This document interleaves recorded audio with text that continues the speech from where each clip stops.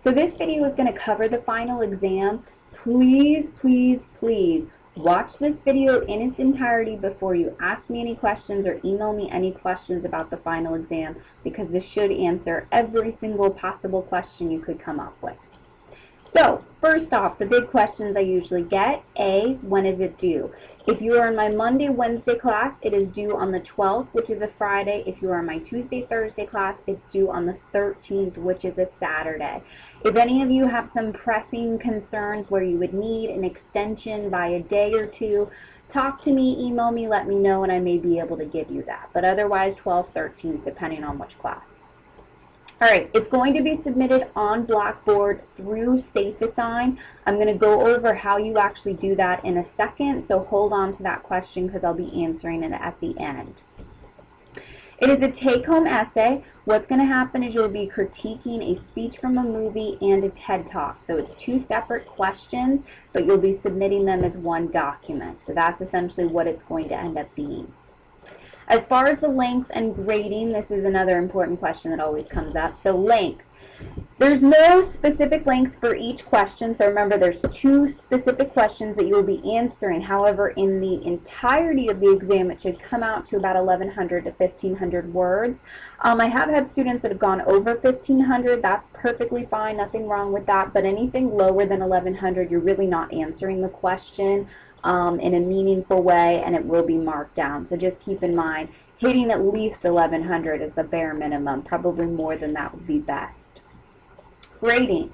So a couple of things I'll be looking for. One, your ability to understand the concepts, which is really important. Your ability to apply them, because obviously you've been applying them in doing your own work, and you also kind of applied an analysis a little bit in the midterm. How you develop the argument that you're going to be making, because you will be actually critiquing the speeches, you know, if you think they're effective, if you think they're ineffective, and your writing ability. So in the speeches, I haven't really been critiquing grammar, though I have noticed some students definitely have some issues with that.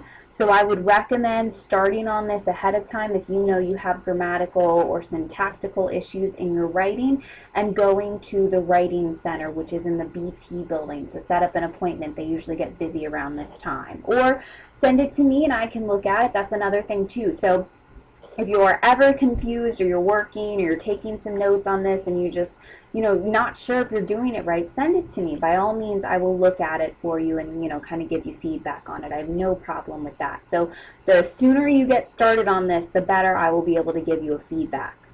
All right, submission. Like I said, this is going to be in two different parts, but what you're going to do is be submitting this as an essay.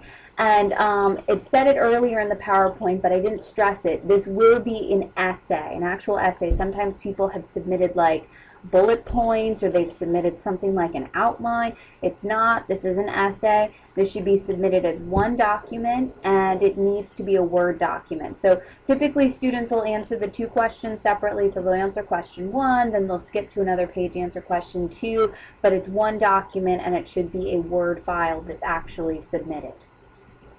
Okay, the essay's actual format, I'm just going to go over what I'm looking for. For some of you, this may be basic, especially if you've taken ENC 1101 and 1102. This is not to insult anyone. I just want to be very clear as to what I want, and particularly for those students who have less writing experience, I want to be clear on how you actually set up an essay.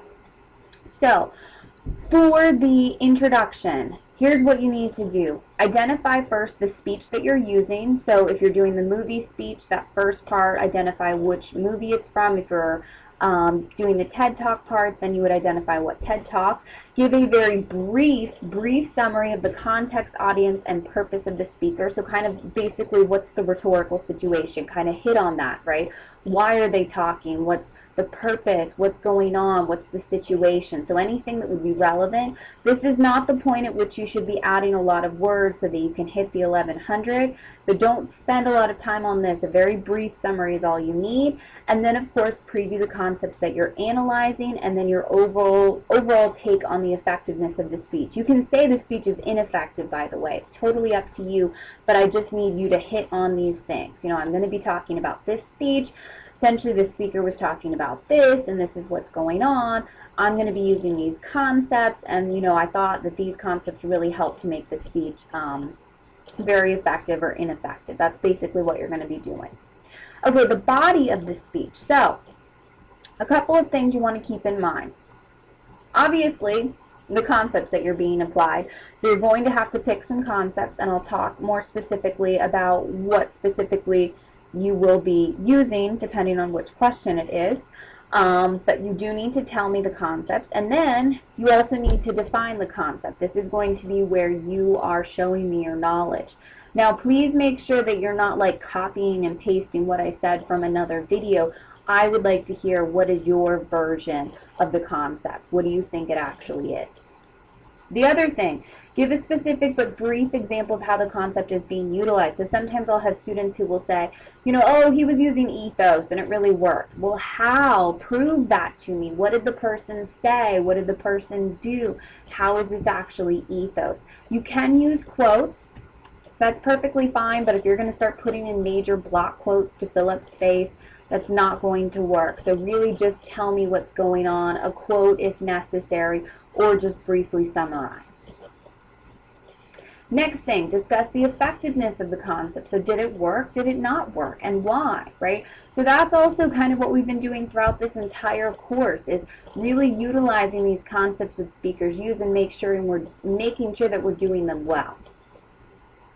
And then how the concept connects to the speaker's goal or concept or context of the speech, excuse me. You know, so if the person is using, say, ethos, and they're trying to, you know, make sure that they seem like a speaker who's really kind and caring, and maybe they're doing a speech that's on, say, education, and really coming across as someone who's kind and caring if they're speaking to students is important to that, right? Because they want the students to see them in that way, and that's their goal as a speaker.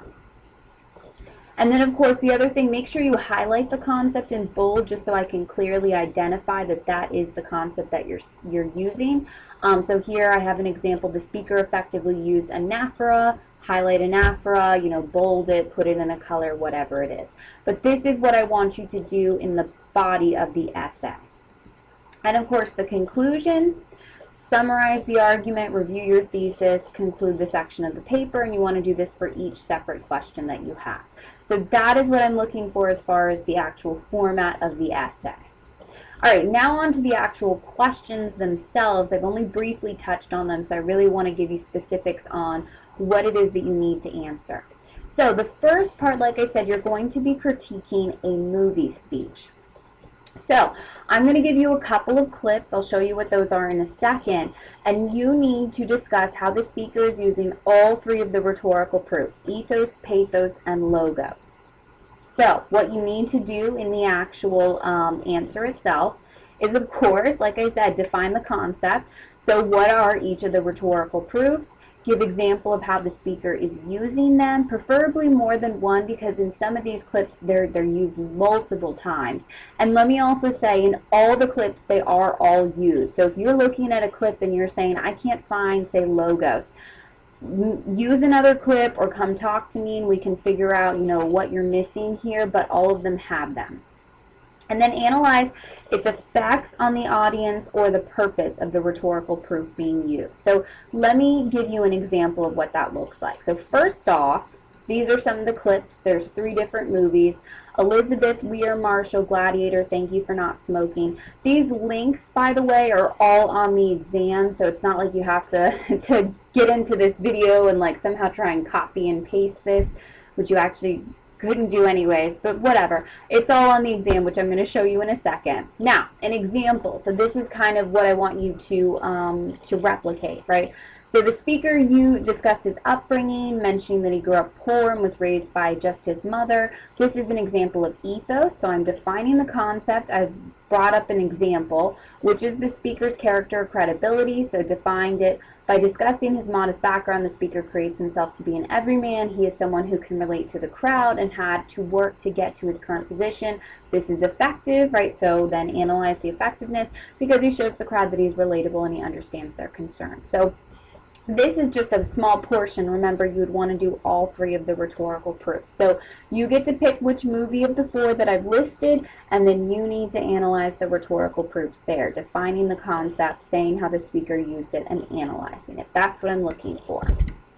Okay, part 2, so this is the second question. You are going to do a rhetorical analysis of a TED Talk. So, first, you have to pick a TED Talk. These are the TED Talks. Again, these links are actually going to be in the exam themselves, but these are ones that you will be able to pick from, and they're all really, really good ones. Now, once you've actually picked it, what do you have to do? What you're going to be doing is analyzing the success or failure of the speech in persuading the audience, and you will have to use 4 of the following course concepts in order to do this. So, here's the one thing, and I want to make this clear. You have to use 2 from each of the category, and again, this chart is also on the final exam. So, I could, for instance, pick, Tolman's model of argument, Tolman's model of argument, and let's say engaging the audience in this category, and then I could pick non-factual sources and arrangement in the second category. Sorry that I keep doing that. So you can't pick 4 from here or 4 from here. It has to be 2 from here, 2 from here.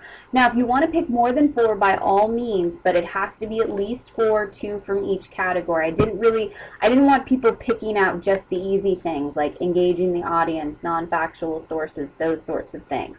The other thing, too, you'll notice there are no rhetorical proofs in here. So you did this in the first question. You will not be addressing rhetorical proofs. Just to kind of briefly review some of these concepts.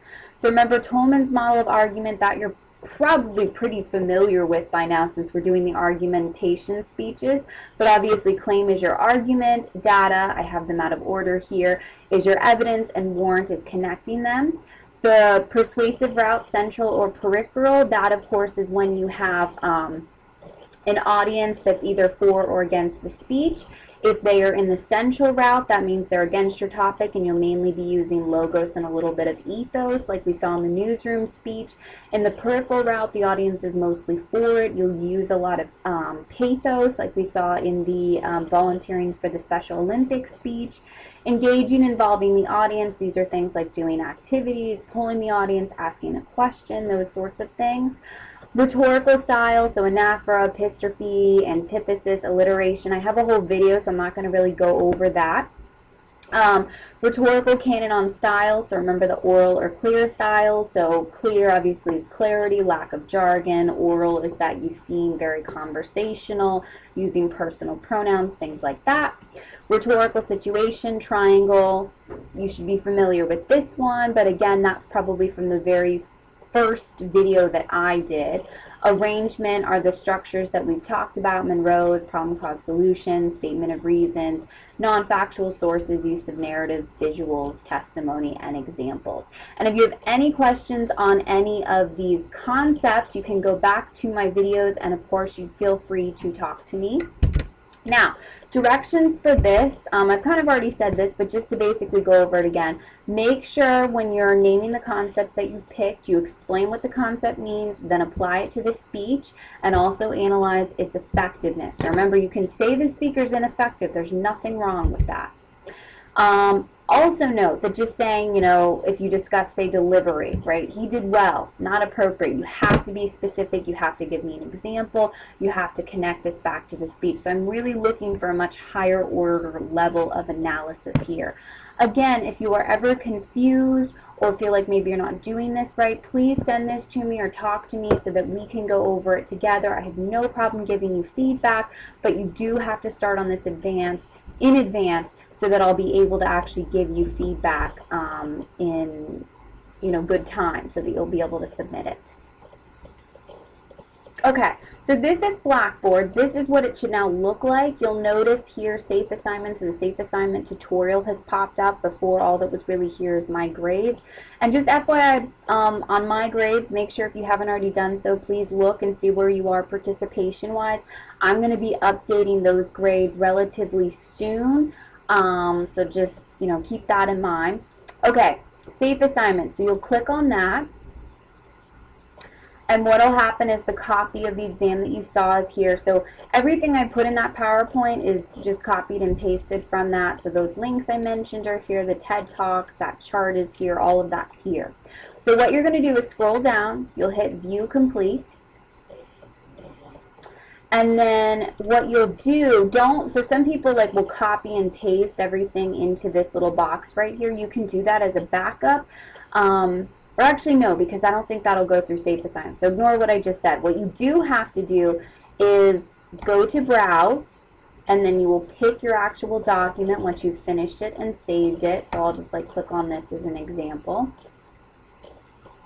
And it should attach in a second. There we go. And you'll hit submit. And then it should submit. Okay, submitted successfully. So as long as you get that little green tab up here, you're done, you're good. That's literally all it takes to submit the exam. So it does have to be submitted on Safe Assign. For those who are not familiar with Safe Assign, this is going to check for plagiarism. So please don't plagiarize. If that's ever a concern, you're worried about anything, please come to me first. All right, last but not least, the major grades that are going in right now are obviously going to be the argumentative speech, which some people have just finished, the final exam, and of course participation grades. Now, like I said at the very beginning of the semester, participation counts for the most, and for some of you, this is killing your grade. I'm going to give one last opportunity for those people who do not have good participation grades to make this up in some way. Please do not disregard this opportunity. I'm really trying to help you guys out here because I do not want some people to fail in this class. So here's what you can do. The next two classes, so whether you're a Monday, Wednesday, or Tuesday, Thursday class, you basically have 2 more classes of the argumentative speeches.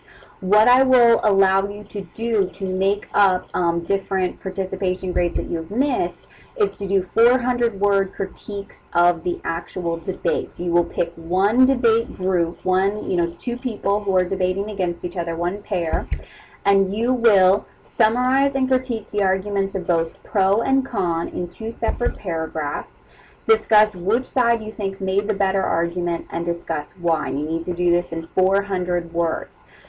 You can do one for this next upcoming class and then one for next week. So when we come back on Monday and Tuesday, we'll be finishing them. And I will count those as 2 different participation grades. So if you were absent at one point, I'll put that in. And then if you were absent at another point, I'll put that in. So these are 2 different participation grades that you can get. Another one I'll also allow is on the day that we do impromptu speeches, which is going to be Wednesday and Thursday of next week. You can bring in a rough copy of the final exam. It needs to be at least 600 words, and this will also count for one day that you were absent, one day that you didn't bring in homework. So if you do all of these, that's 3 days that you were not there or didn't bring in homework that I will basically cover. And trust me, that will make a huge dent for those people who do not have those grades. Please take advantage of this opportunity. If you have any questions on what I am asking of you, feel free to email me or talk to me, but this will be starting next class, so keep that in mind.